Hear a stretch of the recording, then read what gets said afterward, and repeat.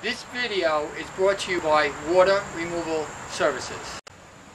Water Removal Services eliminates all the water from structures, period, regardless of amount, location, or severity. I'm going to give you an overview of how water is completely removed and show you some of the equipment that we have in our truck. There are 4 general principles of water removal. The first step is extraction, or the physical removal of the water. Removing the water directly in its physical state is 500 times more efficient than any other method of water removal. There are a variety of specialty tools that we use to extract the water. The first piece of equipment I'm going to show you is this gas-powered pump.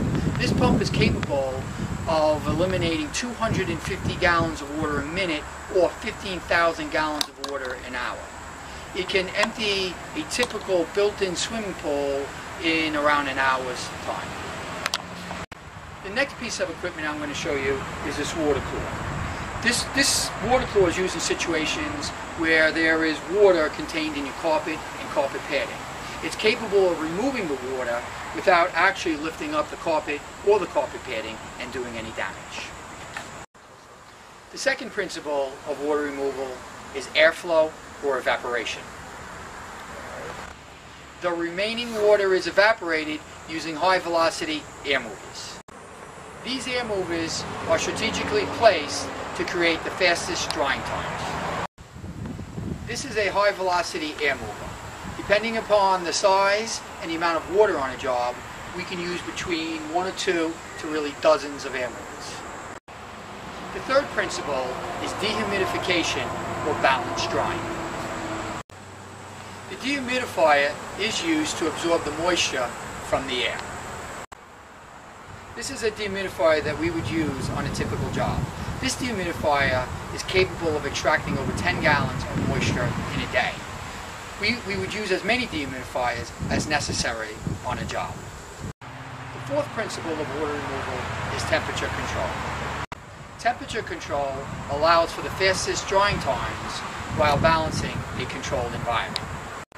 There are a number of tools that we use to determine the location and the amount of water. The first tool I'm going to show you is a thermal imaging camera. This camera is able to locate water sources by measuring the temperature differential that water creates. So we're able to see or locate water behind walls, sheetrock, carpeting, or other structures without having to damage the structure itself. We're also able to locate water by using moisture meters. Here we have a pin moisture meter where we actually put it in and it shows us the level of moisture. And then we have pinless, which we put against surfaces, and it's able to show the level of moisture without damaging the surface. The best way to remove water from a structure is through a process called applied structural drying. Structural drying is a strategy for drying building materials. A unique plan is developed by the facts and circumstances of each water situation. Water damage is often associated with natural disasters such as hurricanes and flooding. It is much more likely that water damage can occur from appliance leaks, such as leaky toilets, faucets, washing machines, or burst pipes.